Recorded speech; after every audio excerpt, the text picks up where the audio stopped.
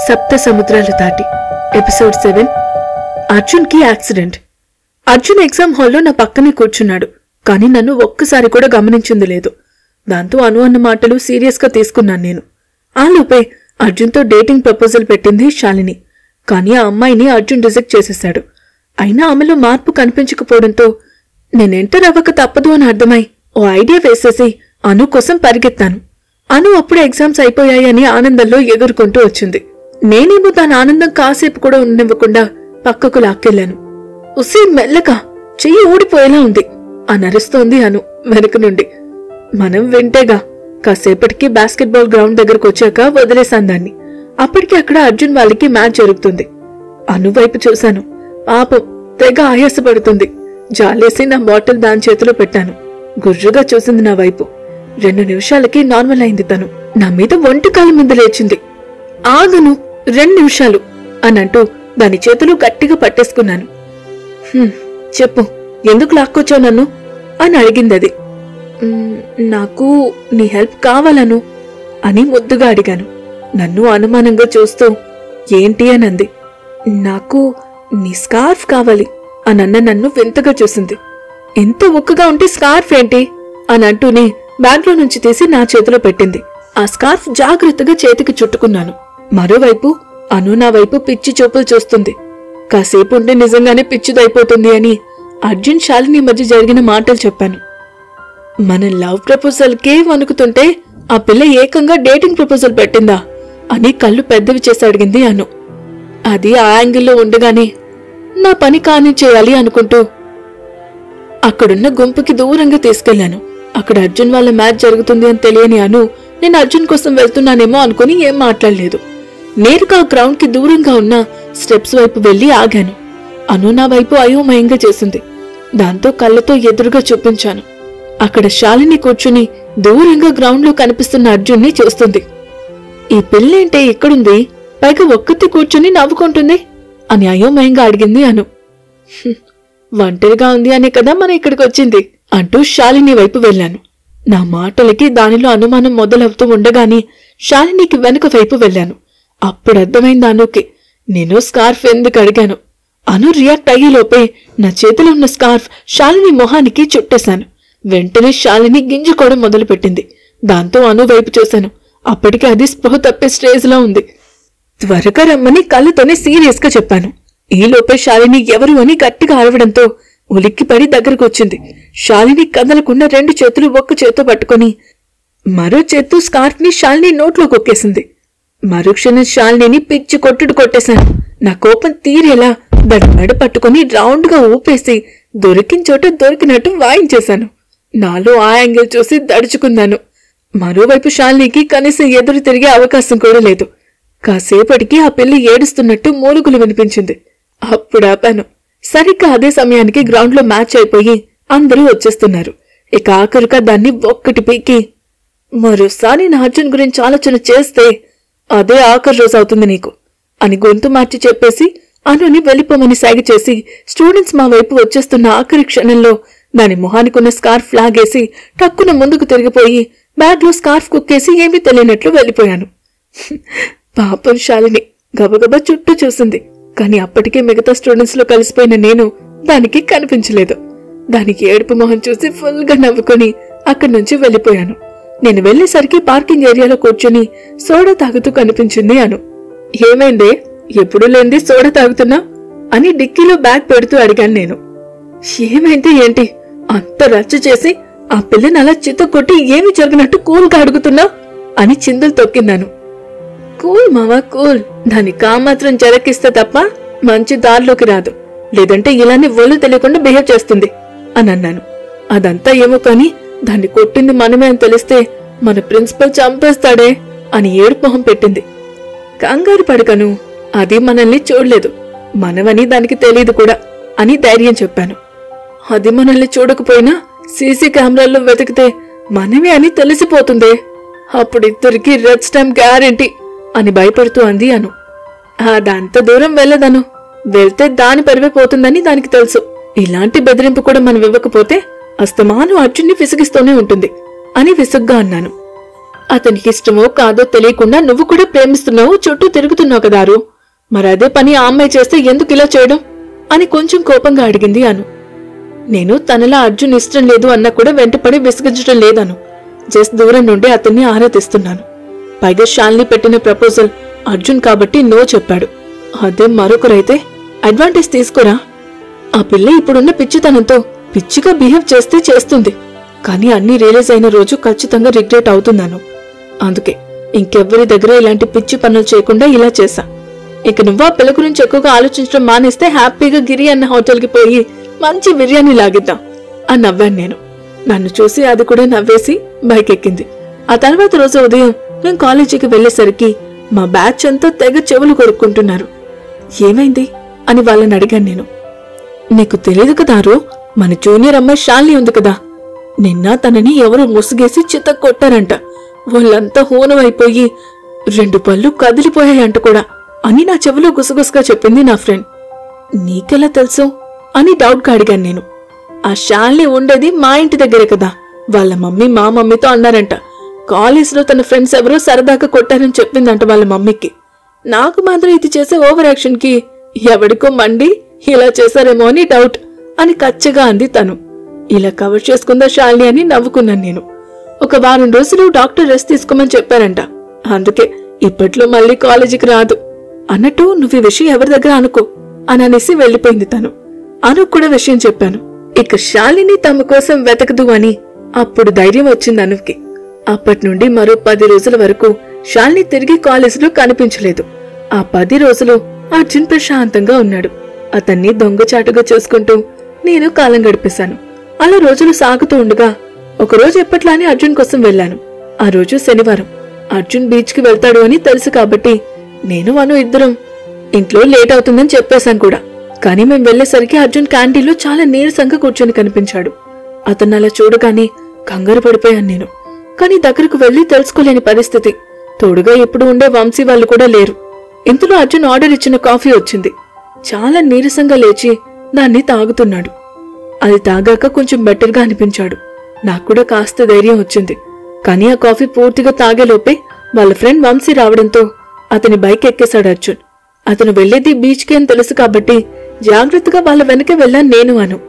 అర్జున్ని బీచ్ లో దించేసి మళ్లీ వస్తాను అని వెళ్లిపోయాడు వంశీ. బైక్ పార్క్ చేసి మేం కూడా అర్జున్ వెనక వెళ్ళాం. అర్జున్ ఎప్పట్లానే తను కూర్చుని రాయి దగ్గరికి నడుస్తున్నాడు. 5 నిమిషాల క్రితం వరకు అతనిలో ఉన్న ఓపిక ఇప్పుడు లేదు. అది అతని నడక వేగంలోనే తెలిసిపోతుంది. అతని పరిస్థితి నాకెందుకో కంగారు పుట్టిస్తుంది. కానీ నెమ్మదిగా నడుస్తూ మొత్తానికి ఆ రాయి వరకు వెళ్లిన అర్జున్ జాగ్రత్తగా దాని మీద కూర్చున్నాడు.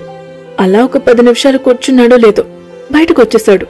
రోజు గంట పైనే ఉండే అర్జున్ ఇలా వచ్చేస్తుంటే ఇంకా కంగారు వచ్చేసింది నాకు. భయంగా అతని వైపు చూశాను. మరోవైపు అను ఏం కాదు, నార్మల్ గానే ఉన్నాళ్లే అని ధైర్యం చెప్తుంది నాకు. ఈలోపే అర్జున్ రోడ్ మీదకొచ్చి నెమ్మదిగా నడుస్తున్నాడు. బస్ స్టాప్ కని అర్థమైంది నాకు. ఇంతలో ఒక్కసారిగా తుల్లిపడి ఫుట్పాత్ మీద నుండి మెయిన్ రోడ్ మీదకి వచ్చేశాడు. నేను వేగంగా అతని దగ్గరికి వెళ్లేలోపు నన్ను దాటుకుంటూ వెళ్లిన బైక్ నేరుగా అర్జున్ని గుద్దేసింది. క్షణాల్లో స్పృహ తప్పి కింద పడిపోయాడు అర్జున్. అది చూడగానే ఒక్క క్షణం నా గుండె ఆగిపోయింది. అర్జున్ అని నేను అరిచిన అరుపు ఆ హార్న్ మధ్య ప్రతిధ్వనించింది. అర్జున్ కేమైంది? ఆ యాక్సిడెంట్ వల్ల అర్జున్ ప్రాణాలకు ప్రమాదం ఉందా? తర్వాత ఏం జరిగింది? 7 సముద్రాలు దాటి ఎపిసోడ్ 8 ప్రేమ ముద్దు. రోజు గంటల తరబడి సముద్రం దగ్గర గడిపే అర్జున్ ఆ రోజు సాయంత్రం మాత్రం 10 నిమిషాలు కూడా కూర్చోకుండా బయటకొచ్చేశాడు. అతన్నే గమనిస్తున్న నేను కంగారుగా అతని వెనకే వెళ్లాను. బస్ స్టాప్ వైపు నడుస్తూ వెళ్తున్న అర్జున్ మూసుకుపోతున్న కళ్ళకి తెలియకుండా మెయిన్ రోడ్ మీదకు వచ్చేయడంతో నన్ను దాటుకుని వేగంగా వెళ్లిన బైక్ అర్జున్ని గుద్దేసింది. క్షణాల్లో స్పృహ తప్పి కింద పడిపోయాడు అర్జున్. అది చూడగానే ఒక్క క్షణం నా గుండె ఆగిపోయింది. అర్జున్ అని నేను అరిచిన అరుపు ఆ హారన్ల మధ్య ప్రతిధ్వనించింది. ఏడుస్తూ అర్జున్ దగ్గరకు పరిగెత్తాను. నా వెనకే వచ్చేసింది అను కూడా. మేం వెళ్లేసరికి రోడ్ మీద పక్కకు పడిపోయి ఉన్నాడు అర్జున్. అతన్ని అలా చూడగానే నాకే తెలియకుండా పెద్దగా ఏడ్చేశాను. అను ఆపుతున్నా ఆగడం లేదు.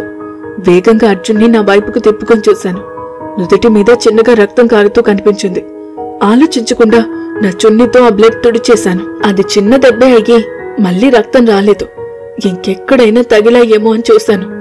అర్జున్ వేసుకున్న టైట్ జీన్స్ కారణంగా ఇంకెక్కడా దెబ్బలు తగలలేదు. ఇంతలో గుద్దేసిన బైక్ అతను కంగారుగా వచ్చాడు. సారీ అండి, నేను బానే వస్తున్నాను, అతనే సడన్ గా అడ్డుగా వచ్చేశాడు. అప్పటికి నేను హార్న్ కొడుతూ స్లో చేసేశాను అని భయంగా అంటున్నాడు అతను. అక్కడ తప్పెవరిదో ఆలోచించే పరిస్థితి కాదు నాది. అర్జున్ కి ఏం జరుగుతుందో అన్న భయంలో హాస్పిటల్ కి తీసుకుని వెళ్ళాలి, కొంచెం హెల్ప్ చేస్తారా అని అడిగాను. అతనేమనుకున్నాడో ఏమో. నేనే తీసుకుని వెళ్తాను రండి అని అన్నాడు. దాంతో అతను బైక్ స్టార్ట్ చేస్తే అతని వెనుక అర్జున్ని కూర్చోబెట్టి అర్జున్ వెనుక నేను కూర్చున్నాను. అను మా వెనక్కి మా స్కూటీలో ఫాలో అయింది. దానంతా అర్జున్ వాళ్ళు తడుముతూనే ఉన్నాను. ఇంకెక్కడైనా గాయాలయ్యాయేమో అని కంగారు నాది. ఆ కంగారులో మొదటిసారి అర్జున్ని ముట్టుకున్నాను అని కానీ అతని స్పర్శ కానీ నాకు తెలియడం లేదు. అతనికేమవుతుందో అని భయం తప్ప. కాసేపటికి దగ్గరలో ఉన్న హాస్పిటల్ దగ్గర ఆగాం. ఆ బైక్ అతని అర్జున్ని లోపలికి తీసుకుని వెళ్లడానికి సాయం చేశాడు. అర్జున్ ఒకసారి చెక్ చేసిన డాక్టర్ వంటి మీద ఏ గాయాలు లేవు, పెద్ద ప్రమాదం కూడా ఏమీ లేదు అని బీపీ, టెంపరేచర్ అవి చెక్ చేశాడు. లో ఫీవర్ తో పాటు బీపీ కూడా డౌన్ అయింది అని చెప్పి సెలైన్ పెట్టారు.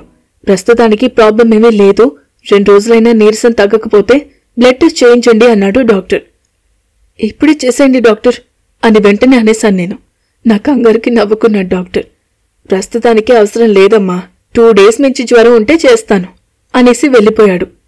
ఆ 2 రోజుల తర్వాత అర్జున్తో ఎంత దగ్గరగా ఉంటానో లేదో తెలీదు అని డాక్టర్కేం తెలుసు. బైక్ అతను కాసేపు ఉంటాను అన్నా పర్లేదు థ్యాంక్స్ చెప్పి పంపించేశాను. అను మెడిసిన్స్ తీసుకుని వస్తాను అని వెళ్ళింది. ఆ రూంలో మరెవ్వరూ లేకపోవడంతో అర్జున్ దగ్గరకు వెళ్లాను. చేతికి సెలైన్ ఎక్కుతుంటే ప్రశాంతంగా కళ్ళు మూసుకుని పడుకున్నాడు. ఒక్క అరగంట నన్నెంత టెన్షన్ పెట్టేశాడో. గుర్తుకు రాగానే అప్రమత్తంగా జారిన కన్నీళ్లు అర్జున్ చెంపలపై పడి అతని గెడ్డల్లోకి జారిపోయాయి. దాంతో కళ్ళు తుడుచుకొని బెరుగ్గా అర్జున్ నుదుటిపై ముద్దు పెట్టాను. అతను స్పృహలో లేడు. ఒక అరగంట వరకు అలానే ఉంటాడు అని డాక్టర్ చెప్పాడు. శాశ్వతంగా దగ్గరగా ఉండడానికి ఇప్పుడు అరగంట తర్వాత దూరం అవ్వడం తప్పదు అని అర్థమైంది నాకు. ఆ అరగంట అర్జున్ నాతోనే ఉంటాడు. అతని స్పర్శ, ఊపిరి అన్నీ నాకు తెలుస్తాయి. నా ప్రేమంతా అర్జున్ ముందు బయట పెట్టేయాలి అనిపించింది. కాని ఇలా స్పృహలో లేని అతనితో భద్రంగా నా గుండెల్లో దాచుకున్న ప్రేమ బయట పెట్టాలి అనిపించలేదు. అందుకే అతని ప్రెసెన్స్ ని మనస్ఫూర్తిగా ఫీల్ అవ్వాలి అని నిర్ణయించుకుని అర్జున్ బాగున్న చేతిని పట్టుకుని అతన్ని చూస్తూ కూర్చున్నాను. సమయం ఎలా గడిచిందో తెలీదు నాకు. మధ్యలో అను వచ్చినా నన్ను కదపాలి అనిపించక బయటే కూర్చుంది. ఆ విషయం కూడా అప్పుడు గమనించలేదు నేను. అప్పుడే అర్జున్లో చిన్నగా కదలిక తెలిసింది నాకు. కంగారుగా అతని చేతిని వదిలి మరోసారి అతన్ని తనివి తీరా చూసుకుని చిన్నగా అతని నుదుటిన ముద్దాడి కష్టంగా బయటకొచ్చేశాను. అప్పటికే అను అర్జున్ మొబైల్తో వంశీకి కాల్ చేసి విషయం చెప్పిందంట. వంశీ వచ్చేలోగా అక్కడి నుంచి వెళ్లాలి అనుకుంటూ అర్జున్ మొబైల్ అర్జున్ దగ్గర పెట్టేసి వేరే రూమ్ వైపు వెళ్తూ ఉండగా లోపలికొస్తూ కనిపించాడు వంశీ. అతన్ని చూసి వేగంగా మరో రూంలోకి వెళ్లిపోయాం. రిసెప్షన్ లో కనుక్కొని అర్జున్ ఉన్న రూమ్ లోకి వెళ్లాడు వంశీ. అప్పుడు కూడా అర్జున్ పూర్తి స్పృహలోకి రాలేదు. సెలైన్ కూడా ఆల్మోస్ట్ అయిపోవచ్చింది. ఈలోగా నేను అను ఇద్దరు రిసెప్షన్ లోకి వెళ్లి నా సేవింగ్స్ నుండి బిల్ కట్టేసి వాళ్ళడిగినా మా గురించి ఏం చెప్పొద్దు అని మరీ చెప్పాం. మరో 15 నిమిషాలకి అర్జున్ నార్మల్ అయిపోయాడు. సిస్టర్ వచ్చి నీడిల్ తీసేసి బిల్ కట్టేసిన విషయం చెప్పి ఇక వెళ్ళిపోవచ్చు అని చెప్పింది. మేమిద్దరం వాళ్ళకి కనిపించకుండా నిలబడి జరిగేదంతా చూస్తున్నాం. అనుకున్నట్టుగానే అర్జున్, వంశీ రిసెప్షన్ లో మా గురించి అడుగుతున్నారు. కానీ ఆవిడ మాత్రం ఏం చెప్పడం లేదు. వంశీ వదిలేసినా అర్జున్ మాత్రం చాలా రిక్వెస్ట్ చేస్తున్నాడు. అది చూసి బాధగా అనిపించింది నాకు. కానీ అతనికి హెల్ప్ చేసిన అమ్మాయిగా అతని మనసులో నా మీద ఇంట్రెస్ట్ క్రియేట్ చేయాలి అని లేదు నాకు. అందుకే దూరంగానే నిలబడిపోయాను. పాపం అర్జున్ని చూస్తే ఆ రిసెప్షనిస్ట్ కూడా జాలేసినట్టుగా ఉంది. అందుకే ఓ 2 అమ్మాయిలు మిమ్మల్ని ఇక్కడ జాయిన్ చేసి బిల్ కట్టేసి వెళ్ళిపోయారు సార్, అంతకు మించి మాకేమీ తెలీదు అనంది. వాళ్ళ పేర్లు ఏమైనా చెప్పారా అని అడిగాడు అర్జున్. లేదు, బిల్ కూడా అర్జున్ అన్న నేమ్ మీద రాయించారు అనందావిడ. అరే ఇంక వదరా, వాళ్ళెవరో రోడ్ మీద వెళ్లేవాళ్ళు, నార్మల్ గా జాయిన్ చేసుంటారు, దానికి ఎందుకెంత ఇదిగా అడుగుతున్నావు అని అన్నాడు వంశీ. లేదు వంశీ, వాళ్ళు తెలియని వాళ్ళైతే నా పేరు అర్జున్ అని ఎలా తెలుస్తుంది? పైగా తను అనంటూ తన నుదుటి మీద చెయ్యి పెట్టుకున్నాడు అర్జున్. అప్పటి వరకు అర్జున్ మాటలకి షాక్ లో ఉన్న నేను అర్జున్ నేను ముద్దు పెట్టిన దగ్గర చెయ్యి పెట్టుకోగానే కంగారు పడిపోయాను. అంటే అర్జున్ నన్ను చూశాడా అని అనుకుంటూ అక్కడే నిలబడ్డాను. మాట్లాడుతూ ఆగిపోయిన అర్జున్ని కదిలించాడు వంశీ. ఖచ్చితంగా తను మనకి తెలిసిన అమ్మాయే వంశీ. నేను పడిపోయినప్పుడు కూడా తను అర్జున్ అంటూ ఏడుస్తూ పిలిచింది. నా చెయ్యి కూడా పట్టుకుని కూర్చుంది లోపల. కాని కావాలనే నా కంట పడ్డం లేదు అని ఆలోచిస్తూ అన్నాడు అర్జున్. అర్జున్ మాటలకి వంశీ అనులు షాక్ అయితే నా కళ్ళల్లో సంతోషంతో నీళ్లు నిండుకున్నాయి. నా ప్రేమ అర్జున్ మనసుని తాకింది. ఆ విషయం తలుచుకుంటేనే ఆనందంతో మనసు ఉప్పొంగిపోతోంది. ఇంతలో నాకెవరో కాల్ చేసి నువ్వు ఇక్కడున్నావని చెప్పారా, అయితే నేను కూడా వాళ్ళకి తెలుసు అనుకుంటా అని షాకింగ్ గా అన్నాడు వంశీ. అయ్యుండొచ్చు వంశీ, లేదంటే కాల్ లిస్ట్ లో ఎక్కడ ఉన్న నీ నెంబర్కే ఎందుకు కాల్ చేస్తారు? ఖచ్చితంగా మనం వాళ్ళకి తెలుసు, లేదంటే అని అంటూ మళ్ళీ తన నుదురు తడుముకున్నాడు అర్జున్. అర్జున్ అలా చూస్తుంటే అది నేనే అర్జున్. నిన్ను కాపాడింది మాత్రమే కాదు, నిన్ను ప్రాణం కన్నా ఎక్కువగా ప్రేమిస్తున్నది కూడా నేనే అని గట్టిగా అరుస్తూ చెప్పి అతని గుండెలపై ఒదిగిపోవాలి అనిపించింది నాకు. కాని అర్జున్ మనసులో ఉన్నది ప్రేమో కృతజ్ఞతో తెలియకుండా అలాంటి స్టెప్ తీసుకోవడానికి భయం వేసింది. చాలాసేపు అక్కడే కూర్చొని ఆలోచిస్తున్న అర్జున్ని బలవంతంగా బయటకు తీసుకొచ్చాడు వంశీ. వాళ్ళకి దూరంగా వెళ్తూ ఫాలో చేశాం మేము. అర్జున్ పూర్తిగా హాస్టల్ కి వచ్చే వరకు చూసి తిరిగి ఇంటి దారి పట్టాం. నాకు మాత్రం అర్జున్ నా కోసం వెతుక్కోవడం, అతన్ని నేను ముట్టుకోవడమే గుర్తొస్తోంది. ఓ పక్క సంతోషంతో కళ్ళు నిండిపోతుంటే మరోవైపు సిగ్గుతో బొగ్గలు ఎర్రబడిపోతున్నాయి. నాదైన ఊహల్లో ఉన్న నన్ను కదిలించిందను. ఇక అర్జున్ కి ప్రపోజ్ చేయొచ్చుగారు నువ్వు. ఇవాళ జరిగింది చూశాక నీకు నో చెప్తాడు అన్న అనుమానం అవసరం లేదు నాకు అని నవ్వుతూ అంది. లేదను, హెల్ప్ చేశాను అన్న ట్యాగ్ మెడలో వేసుకుని అర్జున్ మీదున్న నా ప్రేమకి ప్రైస్ ట్యాగ్ వెయ్యలేను. నువ్వన్నట్టుగా మన చదువు అయిపోయాకే చెప్తాను. ఎలాగో మరో 4 నెలల్లో మన ఎగ్జామ్స్ కూడా అయిపోతాయి. అర్జున్ కూడా ఎంటెక్ కంప్లీట్ చేసేస్తాడు అని అన్నాను నేను. సరే నీ ఇష్టం అని అనేసి నన్ను ఇంటి దగ్గర డ్రాప్ చేసి వెళ్లిపోయిందను. ఆ రోజంతా అర్జున్ ఆలోచనలు వదలలేదు నన్ను. అసలు అర్జున్ని అంత దగ్గరగా కూడా చూస్తాను అనుకోలేదు నేను. అలాంటిది అతన్ని ముట్టుకోవడం, ముద్దు పెట్టుకోవడం మాత్రం నేను అస్సలు ఊహించనివి. అప్పుడు అర్జున్ని అలాంటి పరిస్థితిలో చూసి నాకొచ్చిన ఎమోషన్ అది. అంతా బాగానే ఉంది కాబట్టి సరిపోయింది. కానీ అర్జున్కి ఏదైనా జరిగితే నా పరిస్థితి ఏంటో నా ఊహ కూడా అందంది. కాని ఆ రోజు అను మాట కాదని, నేను చెప్పిన తప్పుకి మూల్యం 2 ఏళ్లు అనుభవిస్తాను అని నాకు అప్పుడు తెలియలేదు. అర్జున్ మనసులో అపరిచితురాలుగా ఉన్న నా స్థానం ఏంటి? ఎందుకు నా కోసం అంతగా వెతికాడు? అను మాటను కాదని నేను చేసిన తప్పుకి మూల్యమేంటో? 7 సముద్రాలు దాటి episode 9 last day. Arjun accident అయ్యి స్పృహ తప్పి పడిపోతే నేను ఇంకా అను అతన్ని హాస్పిటల్కి తీసుకుని వెళ్ళాం. అక్కడ అర్జున్కి ప్రమాదమేమీ లేదు అని తెలిసాక వంశీకి కాల్ చేయించి అతను రాగానే అర్జున్కి కనిపించకుండా దాక్కున్నాను. కాని అర్జున్ మా కోసం చాలా వెతికాడు. అది చూసి సంతోషంగా అనిపించినా అతని ముందుగా పరిస్థితుల్లో వెళ్ళాలని అనుకోలేదు. అందుకే అతను రూమ్కి వెళ్లే వరకు ఫాలో చేసి ఇంటికి వెళ్ళిపోయాము. మరో 3 రోజుల వరకు అర్జున్ కాలేజీకి రాలేదు. అతని హెల్త్ ఇప్పుడు బాగానే ఉంది అని, ఎగ్జామ్స్ వల్ల అలసిపోయి ఇప్పుడు బాగా నిద్రపోతున్నాడు అని వంశీ అతని ఫ్రెండ్స్తో చెప్తుంటే విన్నాను. అప్పటి వరకు అర్జున్కి ఎలా ఉందో అన్న కంగారు వంశీ మాటలకి కాస్త తగ్గింది. అయినా అతన్ని చూడాలి అని మనసు పోరు పెడుతుంటే అతని దగ్గరికి ఎలా వెళ్లాలో తెలియక అతను కనిపిస్తాడేమో అన్న ఆశతో రోజు అతని హాస్టల్ చుట్టూ 2 రౌండ్లు కొట్టడం మొదలుపెట్టాను. అలా ఒక రోజంతా తిరిగినా కనిపించని అర్జున్ ఆ తర్వాత రోజు మాత్రం కాల్ మాట్లాడుతూ బయటకొచ్చాడు. అతని మొహంలో నీరసం లాంటివి లేకపోయేసరికి అతను బాగున్నాడు అని అర్థమై అప్పుడు ఊపిరి పీల్చుకున్నాను. మరుసటి రోజుకి కాలేజీకి వచ్చేశాడు అర్జున్. మరో 2 రోజుల్లో వాళ్ళకి మాకు క్యాంపస్ సెలక్షన్స్ ఉన్నాయి. అందరం అదే హడావిడిలో ఉన్నాం. అలా ఓ రోజు అర్జున్ వాళ్ళు క్యాంటీన్లో కూర్చొని మాట్లాడుకుంటున్నారు. అర్జున్ కోసం వెళ్లిన నేను అను కూడా మరో టేబుల్ దగ్గర ఉన్నాం. అప్పుడే తన ఫ్రెండ్తో అక్కడికి వచ్చింది శాలిని. ఆ పిల్లని అక్కడ చూడ్డంతోనే కళ్ళు ఎర్రబడ్డాయి నాకు.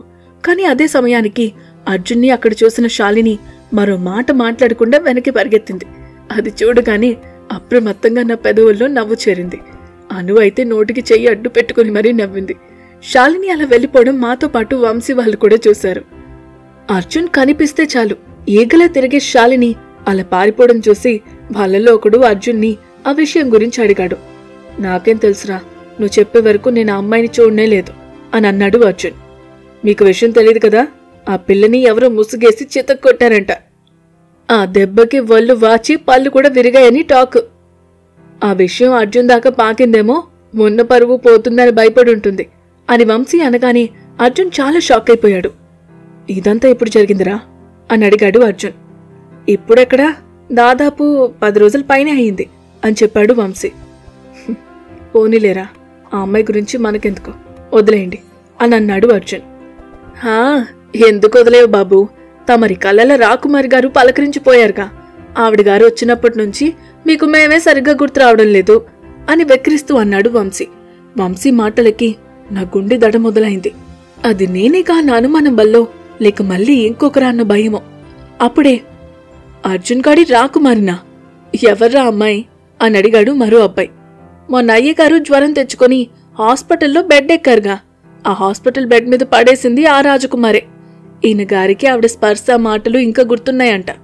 అప్పటినుంచి తన ఆలోచనల్లోనే బతుకుతున్నాడు బిడ్డ అని వెటకరంగా అన్నాడు వంశీ. దెబ్బకి గాల్లోకి లేచాను నేను. ఇంతలో ఏంటి అర్జున్, నిజమేనా అని అర్జున్ అడిగారు అందరూ.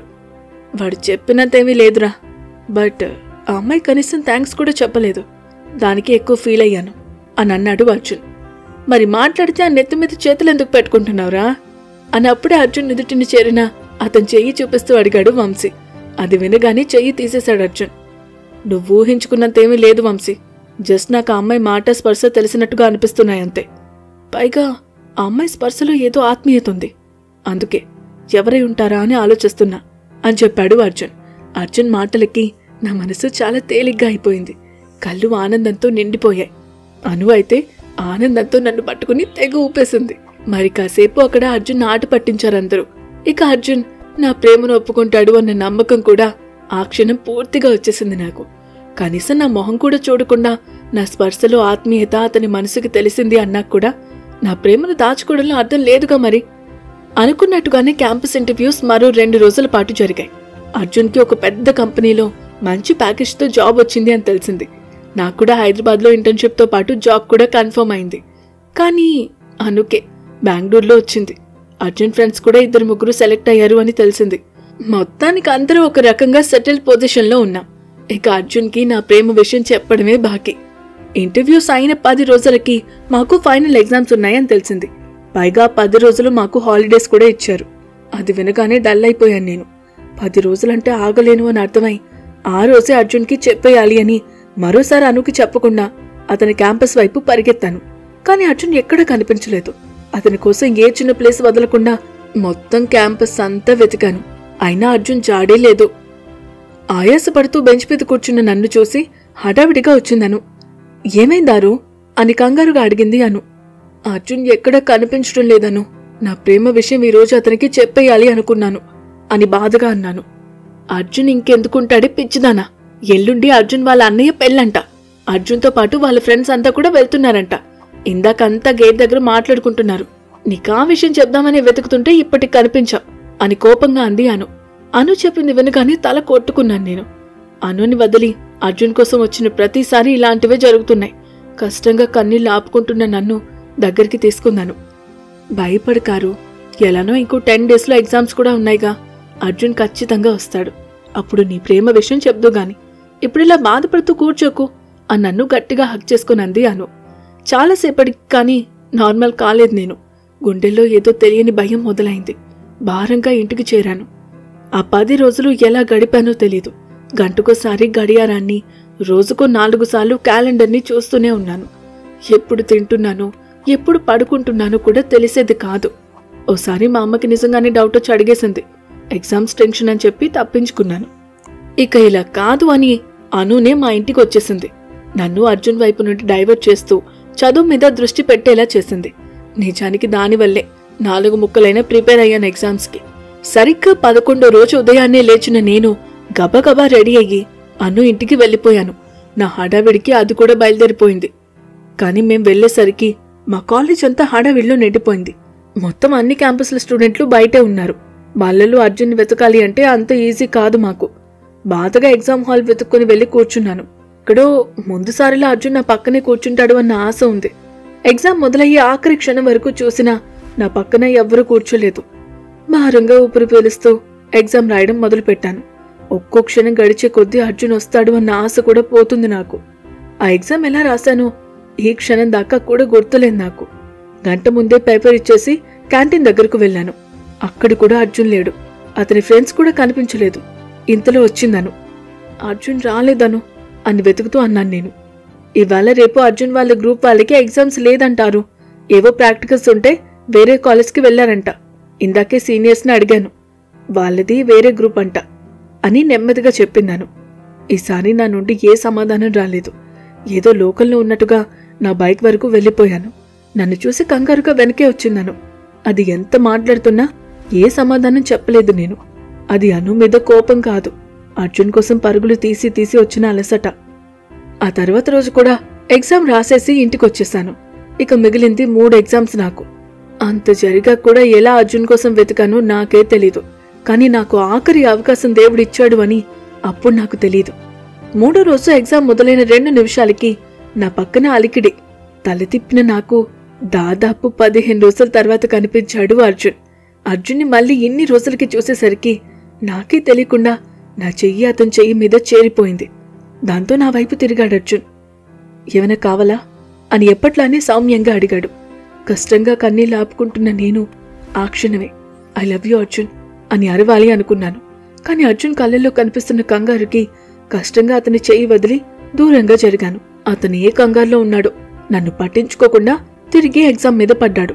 ఇక ఆలస్యం చేయకుండా అర్జున్కి విషయం చెప్పాలి అనుకున్న నేను వేగంగా ఎగ్జామ్ రాయడం స్టార్ట్ చేశాను. కానీ నేను ఊహించని విధంగా అర్జున్ గంట కూడా పూర్తవకుండా పేపర్ ఇచ్చేసి వెళ్ళిపోయాడు. అది చూసి నేను కూడా పేపర్ ఇచ్చేయాలి అనుకున్నా. కానీ పాస్ మార్క్స్ కూడా రాయలేదని గుర్తొచ్చి మరో 10 నిమిషాలకి పేపర్ ఇచ్చి బయటకు వెళ్ళిపోయాను. మరోసారి ఖాళీ క్యాంటీన్ వెక్కిరించింది నన్ను. కానీ ఈసారి ఛాన్స్ తీసుకోలేని నేను క్షణం ఆలోచించకుండా బాయ్స్ హాస్టల్కి వెళ్ళిపోయాను. కానీ నన్ను వాచ్మెన్ ఆపేశాడు. ఎవరు కావాలమ్మా, ఇలా అమ్మాయి లోపలికి వెళ్ళకూడదు అని అన్నాడు వాచ్మెన్. అర్జున్ని ఒకసారి పిలవండి ప్లీజ్ అని కంగారుగా అన్నాను నేను. ఏ అర్జున్ అమ్మా అని అన్నాడు వాచ్మెన్. ఎంటెక్ చదువుతున్నాడు అర్జున్ రాఘవ్ అని చెప్పాను నేను. అయ్యో, ఆ అబ్బాయి ఇందాకే హాస్టల్ ఖాళీ చేసి వెళ్ళిపోయాడమ్మా అని అంటున్న వాచ్మెన్ మాటికి అక్కడే కూలబడిపోయాను నేను. ఎక్కడికి వెళ్ళాడో తెలుసా అని కష్టంగా వచ్చింది నా నోటి నుండి మాట. తెలీదమ్మా, నేను అడిగితే నా ఎగ్జామ్స్ అయిపోయాయి, ఇంకూరికి వెళ్ళిపోతున్నాను అన్నాడు. కనీసం ఊరి పేరు కూడా అడగలేదు నేను అని నన్ను చూసి భయంగా చెప్పాడు వాచ్మెన్. అర్జున్ ఏమయ్యాడు? అతనికి నేను నా ప్రేమ విషయం చెప్పానా? అసలు తర్వాత నేను అర్జున్ని కలిశానా? 7 సముద్రాలు దాటి ఎపిసోడ్ 10 సముద్రం సాక్షిగా. ఎగ్జామ్ అవగానే అర్జున్ కోసం వెతికినా నాకెక్కడా అర్జున్ కనిపించలేదు. మరోసారి అవకాశం వదులుకోవడానికి సిద్ధంగా లేని నేను రెండో ఆలోచన లేకుండా అర్జున్ వాళ్ళ హాస్టల్కి పరిగెత్తాను. కానీ అప్పటికే అర్జున్ హాస్టల్ ఖాళీ చేసి వెళ్ళిపోయాడు అని వాచ్మెన్ చెప్పేసరికి నిస్సహాయంగా నేల మీద కూలబడిపోయాను. నన్ను చూసి భయపడిపోయాడు వాచ్మెన్. ఏమైందమ్మా, ఎందుకు ఏడుస్తున్నావు అని కంగారుగా అడిగాడు. అసలు సమాధానం చెప్పడానికి కూడా మాట రావడం లేదు నాకు. కానీ అర్జున్ని చేరుకొని ఏ చిన్న అవకాశాన్ని వదులుకోకూడదు అని అనుకుంటూ కళ్ళు తుడుచుకొని కష్టంగా లేచి నిలబడ్డాను. అర్జున్ వెళ్ళి ఎంతసేపు అయింది అంకుల్ అని అడిగాను. లగేజ్ అంతా నిన్న రాత్రే తీసుకుని వెళ్ళిపోయారమ్మా. ఏదో ఒక బ్యాగ్ ఉంటే దానికోసం వచ్చాడంట. ఈ పాటికి ఒక 20 నిమిషాలు అయి ఉంటుంది అని చెప్పాడు వాచ్మెన్. ఎలా వెళ్తున్నాడో తెలుసా అని ఆఖరి అవకాశంగా అడిగాను. లేదమ్మా, ఇవాళ చాలా మంది ఖాళీ చేస్తూ ఉండడంతో ఆ హడావిడిలో ఉన్నాను అని చెప్పాడు ఆయన. ఇక ఆలస్యం చేయకుండా పార్కింగ్ ఏరియాకి వెళ్ళిపోయాను. వేగంగా స్కూటీ స్టార్ట్ చేసి దగ్గరలో ఉన్న బస్ స్టాప్స్ అన్ని వెతికేస్తున్నాను. ఎలా అయినా అర్జున్ని కలవాలి అన్న తపన తప్ప నేనేం చేస్తున్నాను అన్న ఆలోచన లేదు నాకు. అప్పుడు మొబైల్ రింగ్ చూస్తే అను. వెంటనే లిఫ్ట్ చేశాను. ఎక్కడున్నవారు అని కంగారుగా అడిగింది అను. అర్జున్ని వెతుకుతున్నాను అని అంటున్న నా మాటలకి ఇంకా కంగారు పడిపోయింది. అర్జున్ కాలేజ్లో లేడా అని అడిగింది. బైక్ డ్రైవ్ చేస్తూనే మొత్తం చెప్పాను. అసలు ఏం చేస్తున్నవారు? అర్జున్ వెళ్ళిపోయి ఉంటే కనీసం వంశీ వాళ్ళైనా వెతకొచ్చు కదా, వాళ్ళ ద్వారా అయినా అర్జున్ దొరుకుతాడు కదే అని ఆల్మోస్ట్ ఏడుస్తూ అడిగింది అను. దాని మాటలకు ఒక్కసారిగా బ్రేక్ చేశాను. నాకు నిజంగా ఆలోచన రాలేదు. వెంటనే బైక్ కాలేజ్ వైపు తిప్పాను. అను, నేను వచ్చేసరికి లేట్ అవుతుందేమో, ఈలోపు నువ్వు కూడా వాళ్ళ కోసం చూడను అని చెప్తూనే చాలా వేగంగా వెళ్తున్నాను. నేను చూస్తాను, నువ్వు మాత్రం జాగ్రత్తారు అని అను అంటూ ఉండగానే ఎదురుగా స్పీడ్ బ్రేకర్ చూసుకోకుండా వెళ్తున్న నేను బైక్ తో సహా గాల్లోకి లేచి కింద పడ్డాను. చెవులు పగిలేలా వచ్చిన శబ్దానికి అను భయపడిపోయింది. ఆరుద్య అని కాళ్ళు ఏడుస్తూ అరుస్తుంది. నాకు కాస్త దూరంలో పడిన ఫోన్లో మాటలు నాకు వినిపిస్తున్నాయి. కానీ నేను కదల్లేకపోతున్నాను. కళ్ళు మూసుకుపోతున్నాయి. మరోపక్క అర్జున్ కోసం ప్రాణం కొట్టుకుంటోంది. అన్నీ వెరసి మసగబారుతున్న కళ్ళ మాటున అర్జున్ రూపం కనిపిస్తుంటే స్పృహ లేకుండా పడిపోయాను. మళ్ళీ నేను కళ్ళు తెరిచేసరికి హాస్పిటల్లో ఉన్నాను. నా కాళ్ళు చేతులు పూర్తిగా నా ఆధీనంలోకి రాకపోవడంతో పూర్తిగా కళ్ళు తెరిచి చూశాను. ఎదురుగా అమ్ముంది. నాకేం జరిగిందో గుర్తుకు రావడానికి 2 నిమిషాలు పట్టింది. ఇంతలో నేను లేవడం చూసిన అమ్మ ఏడుస్తూ దగ్గరికొచ్చింది. అమ్మను అలా చూస్తుంటే చాలా బాధగా అనిపించింది నాకు. ఎలా ఉందారు అని ఏడుస్తూ అడిగిందమ్మ. కాళ్ళు చేతులు నొప్పిగా ఉన్నాయమ్మా అని అన్నాను. ఎప్పుడు బాగానే వెళ్తావు కదారు, మరెందుకు ఈరోజు ఇలా కాళ్ళు విరగొట్టుకున్నావు అని బాధగా అందమ్మ. అప్పుడు చూసుకున్నాను. నా కాళ్ళకి కట్టుకట్టి పైకి వేలాడి తీసినట్టుగా పెట్టారు. చేతులకు కూడా అక్కడక్కడ బ్యాండేజీలున్నాయి. అవన్నీ చూడగానే కంగారు పడిపోయాను నేను. అమ్మా, నాకేమైంది అని బాధగా అడిగాను. మొన్న రాత్రి యాక్సిడెంట్ చేసుకున్నవారు బైక్ కాళ్ళ మీద పడి బోన్ విరిగిందంట. నిన్నే సర్జరీ చేశారు.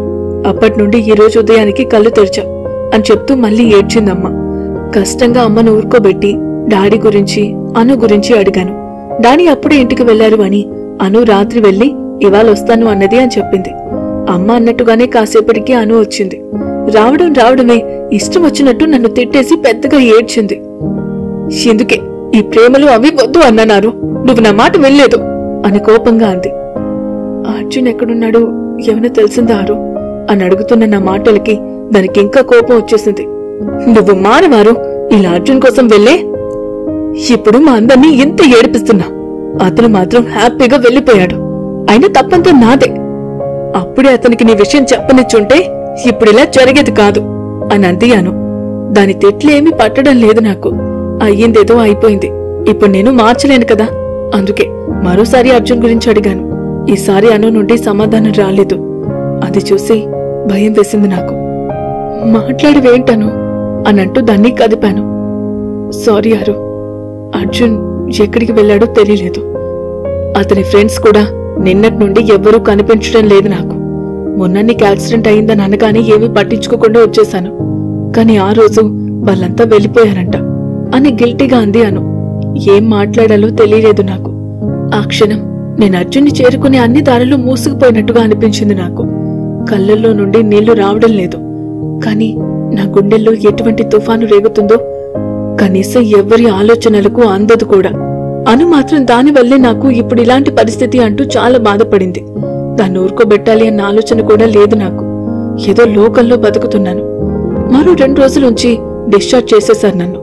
అమ్మ నాన్నలతో పాటు అమ్మమ్మ కూడా వచ్చింది ఇంటికి. అందరూ నన్ను చాలా జాగ్రత్తగా చూసుకుంటున్నారు. అప్పుడప్పుడు అను ఇంటికొచ్చినా ఎందుకో దానితో మునిపట్లా మాట్లాడలేకపోయాను. అర్జున్ ఒక రకంగా దానివల్లే దూరం అయ్యాడు అన్న కోపము, లేక నన్ను దాటి నేనే బయటకు రాలేక బాధో నాకు తెలీదు. అలా మరో 1 నెల రోజులకి నా కళ్ళు పూర్తిగా బాగైంది. చిన్నగా అడుగులు కూడా వేస్తున్నాను. ఇక మళ్ళీ అర్జున్ కోసం వెతుకులాట మొదలు పెట్టాను. ఎలా అయినా కాలేజ్లో అర్జున్ వివరాలు తెలుసుకోవాలి అని వెళ్లాను. కానీ మా ప్రిన్సిపల్ మాకు అవకాశం ఇవ్వలేదు. సర్టిఫికెట్స్ కోసమైనా వస్తాడేమో అనుకున్నాను. అవి కూడా స్పెషల్ పర్మిషన్ తో ముందే తీసుకుని వెళ్లిపోయాడు అని తెలిసింది.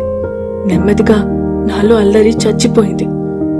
ఎప్పుడు నవ్వుతున్నానో ఎందుకు నవ్వుతున్నానో కూడా నాకే తెలిసేది కాదు. ఆ కాలేజ్లో ప్రతి అనువు తిరిగి అర్జున్ జ్ఞాపకాలు పోగేసుకున్నాను. హైదరాబాద్ లో వచ్చిన జాబ్ ఆఫర్ రిజెక్ట్ చేసి వైజాగ్ లోనే కొత్త జాబ్ కి అప్లై చేసుకున్నాను. అను కూడా చాలా రోజులు నా కోసం వచ్చిన తర్వాత బెంగళూరు వెళ్లిపోయింది. అప్పటికి దానికి నాకు ముందులా మాటలు లేవు. జీవితం ఎంత ఎలా సాగుతున్నా ప్రతి శనివారం బీచ్ కి వెళ్లడం, అర్జున్ కూర్చునే ప్లేస్ లో కూర్చోవడం, అతని జ్ఞాపకాలు నెమరు వేసుకోవడం మాత్రం అలవాటైపోయింది నాకు. ఏంటో అక్కడికి వెళ్లిన ప్రతిసారి నాకే తెలియకుండా నా కళ్ళు అర్జున్ కోసం వెతికేవి. పాపం, ఏ శనివారమో అర్జున్ కూడా అక్కడికి వస్తాడు అన్న పిచ్చి ఆశ అనుకుంటున్నా మనసుది. అలా అర్జున్ ఆలోచనలో అతని కోసం నిరీక్షణలో సంవత్సరం కాలం గిర్రున తిరిగింది. ఎప్పట్లానే ఆ శనివారం కూడా వర్క్ ఫినిష్ చేసి బీచ్కి వెళ్లాను. ఏంటో ఎప్పటికన్నా ఆ రోజు చాలా ఎక్కువగా ఉన్నారు జనం. వాళ్ళందర్నీ దాటుకుంటూ ఎప్పుడు అర్జున్ కూర్చొని రాయి వైపు నడుస్తున్నాను. పూర్తిగా బీచ్ ఎవరుకున్న ఆ ప్లేస్ కి నేను వెళ్లేసరికి ఆ రాయి మీద ఎవరో కూర్చునున్నారు. చీకట్లు ముసిరిన ఆ చోట అతను సరిగ్గా కనిపించడం లేదు. ఎవరో అనుకుంటూ ఫ్లాష్ లైట్ వేసి 2 అడుగులు వేసానో లేదు. ఆ మనిషి ఎవరో అర్థమైపోయింది నాకు. గత సంవత్సర కాలంగా గట్టుకట్టుకుపోయిన నా కన్నీళ్లు ఆ క్షణం వరదలా పొంగాయి. కాళ్ళల్లో నిలబడే శక్తి నెమ్మదిగా తగ్గిపోతోంది. నోటి వెంట మాట కూడా రావడం లేదు. అర్జున్ ఉన్నాడక్కడ. పిలవడానికి కూడా నా శక్తి సరిపోవట్లేదు నాకు. అతి కష్టం మీద అక్కడ అడుగు వేసనో లేదో అర్జున్ నా వైపు తిరిగాడు. అన్ని రోజుల తర్వాత అర్జున్ మొహం కళ్ళు ఎదురుగా కనిపించేసరికి పోయిన శక్తి తిరిగి వచ్చినట్టుగా ఒక్క ఉదుటిన అతన్ని చేరి గట్టిగా హత్తుకున్నాను. ఏమైనా చెప్పాలి అన్నా వెక్కిళ్ళ మధ్య మాట స్పష్టంగా రావట్లేదు. ఆ క్షణం అర్జున్ ఏమనుకుంటాడో అతనికి నేను తెలీదు అన్న ఆలోచనలు నాకు రాలేదు. నేను కోల్పోయిన నా ప్రాణం నవ్వుతూ ఎదురుగా నిల్చున్నట్టు అనిపించిందంతే. ఆ ఒక్క క్షణంలో నాలో వందల భావాలు బయటకొచ్చాయి. నా ప్రేమ, బాధ, కోపం, బెంగ, ఉక్రోషం అన్నీ తెలిసేలా గట్టిగా పట్టుకున్నాను అర్జున్ని. అతను నా ప్రేమను ఒప్పుకుంటాడా లేదా అన్న ప్రశ్న అప్పుడు నాకు రాలేదు కూడా. అర్జున్ మాత్రం నేను చేసిన పనికి బొమ్మలా బిగుసుకుపోయి ఉన్నాడు. వాళ్ళిద్దరూ చూపులతోనే మాట్లాడుకుంటున్నారు. ఒకరి చేతిలో మరొకరి చేతిలో గట్టిగా బిగుసుకున్నాయి. అర్జున్ ఏమనుకుంటాడు అని కూడా ఆలోచించకుండా ఆరాధ్య అతని మొహం వైపు మెల్లగా తన మొహం తీసుకెళ్ళింది. వాళ్ళిద్దరి శ్వాసలోని వేడి ఒకరికొకరికి తెలుస్తోంది. చుట్టూ నిశ్శబ్దం. అంతే, ఆరాధ్య ఆమె పెదవులతో అతని పెదవులను మోసేసింది. ఆమె ప్రేమ అంతా ఆ ముద్దులో తెలుస్తోంది. అలా వాళ్ళ ఏకాంతం చూసి సూర్యుడు కూడా త్వరగా గొట్టికి చేరిపోయాడు. అంతే, ఈ సంఘటన జరిగిన 2 సంవత్సరాల తర్వాత నేను అస్తమిస్తున్న సూర్యుడిని చూస్తూ ఉన్నా నా కళ్ళకి సముద్రపు అలలు తగులుతూ ఉన్నాయి. గడిచిన కాలం అంతా కళ్ళ ముందు కదులుతూ ఉండగా వెనక నుండి నా భుజంపై ఎవరిదో చెయ్యి పడింది. ఉలిక్కిపడి వెనక్కి తిరిగాను. ఎదురుగా అను. దాదాపు 1 సంవత్సరం అయింది దాన్ని చూసి. అది కూడా దాని పెళ్లికి వెళ్ళాను. మళ్ళీ ఇప్పుడే చూడటం. ఆ ఆనందంలో గట్టిగా అరిచి మరీ దాన్ని హక్ చేసుకున్నాను. కాసేపు ఇద్దరం కోతుల్లా అరుచుకుంటూ గంతులేస్తుండగా జాగ్రత్త పడతావు అని అంటూ కంగారుగా అక్కడికి వచ్చారు మా శ్రీవారు. పట్టుకోవడానికి నువ్వు ఉన్నావుగా అర్జున్ అని తన కాలర్ పట్టుకుని దగ్గరగా లాక్కుంటూ అన్నాను నేను. మా ఇద్దరి మధ్యలో అడ్డంగా తగిలింది నా బేబీ బంప్. మమ్మల్ని చూసి నవ్వుకున్నాను. ముగ్గురం కాసేపు అక్కడే బీచ్లో తిరిగాం. అర్జున్ నన్ను గట్టు మీద కూర్చుంటే నేను అలలతో ఆడుకుంటున్నాను. అయినా వాళ్ళ మాటలు చిన్నగా వినిపిస్తున్నాయి నాకు. మారుతో లైఫ్ ఎలా ఉంది అర్జున్? రోజుకు స్టార్ లెక్క పెట్టిస్తుందా అని నవ్వుతూ అడిగింది అను. అర్జున్ ఏం చెప్తాడా అని ఇంట్రెస్టింగ్ గా వింటున్నాను నేను. నువ్వు చేసిన హెల్ప్ కి నీకు ఎన్నిసార్లు థ్యాంక్స్ చెప్పినా చాలా తక్కువే అను. ఆ రోజు నువ్వు వంశీ ద్వారా నాకు కాల్ చేసి విషయం చెప్పకపోయి ఉంటే ఈ రోజు ఇంత ప్రేమ నా సొంతం అయ్యేది కాదు అని నన్ను చూస్తూ చెప్పాడు అర్జున్. ఇందులో నాదేం లేదు అర్జున్. ఒక రకంగా ఆరు అంత సఫర్ అవ్వడానికి నేను కూడా ఒక కారణమే.